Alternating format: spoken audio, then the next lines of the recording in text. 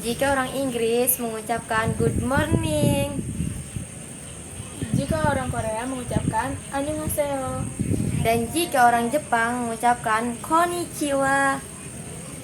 Sudah sepatutnya kita sebagai umat muslim mengucapkan Assalamualaikum warahmatullahi wabarakatuh. Tak kenal maka tak sayang. Perkenalkan, nama saya Saro. dan saya Anis Afifa. Kami dari kelas 10 S9. Kami akan presentasikan tugas sejarah tentang zaman Megalitikum. Kami di sini akan menjelaskan tugas sejarah tentang zaman Megalitikum.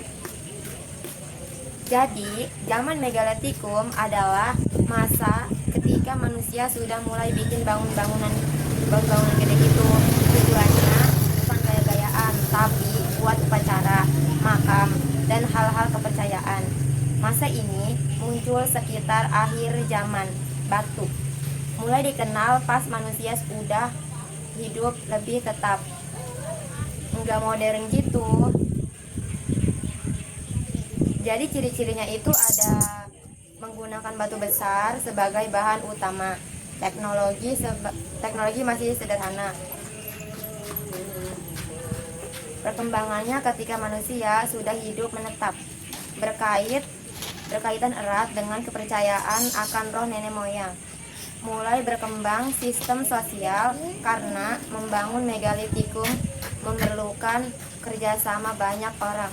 Jadi aspeknya ada religius, sosial, ekonomi, teknologi, dan budaya. Yang pertama, saya akan menjelaskan aspek religius atau kepercayaan. Di masa ini, manusia sudah punya rasa percaya pada roh nenek moyang, kekuatan alam, dan kehidupan setelah mati. Jadi banyak bangunan megalitikum dibikin khusus buat ritual. Contoh dolmen, meja batu gede untuk sesajen, menhir, batu tegak tinggi, simbol penghormatan arwah. Sarkofagus, peti batu untuk penguburan orang penting. Perundak, bangunan bertingkat untuk upacara. Jadi ciri-cirinya ada upacara buat roh leluhur, ada ritual penguburan khusus, adanya benda-benda sesaji. Tempat ritual dibikin tinggi biar dianggap dekat dengan langit. Yang kedua, aspek sosial, kehidupan masyarakat. Masyarakatnya udah mulai punya pembagian kerja dan struktur kelompok yang lebih rapi. Contoh, ada pemimpin suku, ada orang khusus buat jagain ritual, ada kelompok bekerja buat bikin bangunan batu besar. Ciri-cirinya ada warga bekerja bareng buat bangunan megalitikum, gotong royong, muncul kelompok yang dihormati, ketua adat gitu. 3. Hidupnya udah lebih menetap, bikin desa kecil. 3. Aspek ekonomi. Ekonomi masih sederhana, lebih ke alam dan hasil tenaga sendiri. Contoh, bertani ladang sederhana, berburu hewan kecil, mengumpulin buah, akar, umbi, tukar-menukar sederhana atau barter. Ciri-cirinya nggak ada uang, hanya ada barter. Semua hasil dipakai buat kebutuhan hidup. Teknologi pertanian masih seadanya. Yang keempat, aspek teknologi.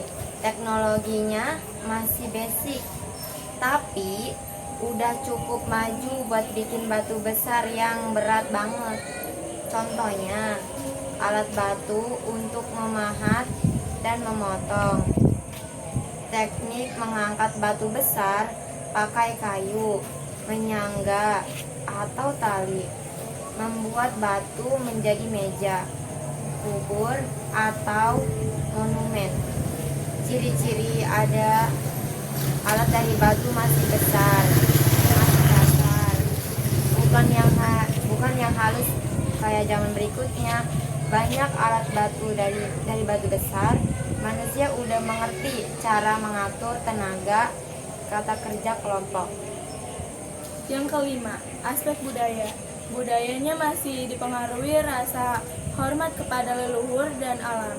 Contoh, tradisi upacara arwah, bangunan punden, perundak yang tidak cikal bakal, candi, kesenian awal dalam bentuk ukiran batu sederhana.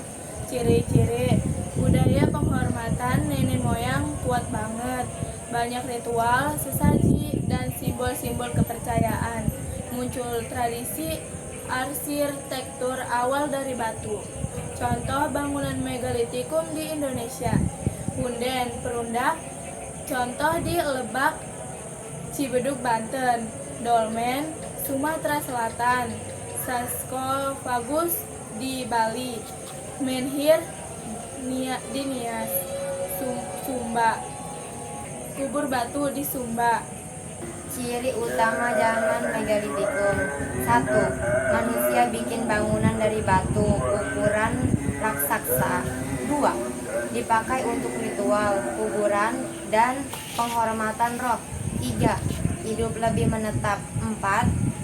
Alat dari batu masih kasar. 5. Budaya yang kuat soal leluhur dan kepercayaan. Sarah, aku mau nanya, kenapa sih zaman megalitikum itu bikin batu gede-gede? Karena mereka percaya karena batu-batu itu mempunyai kekuatan sakral dan dipakai buat untuk menghormati arwah leluhur. Sekarang aku mau nanya nih sama kamu nih, kepercayaan mereka tuh kayak apa sih? Mereka percaya sama roh nenek moyang, alam, sama kehidupan setelah mati. Makanya banyak ritual, banyak upacara, Sarah. Ekonomi udah kayak gimana nih? Masih sederhana banget, Sarah. Mereka bertani, berburu, dan barter kalau mau tukeran barang. Sekarang aku mau nanya lagi nih, Sarah. Orang-orang di zaman megalitikum itu kayak gimana?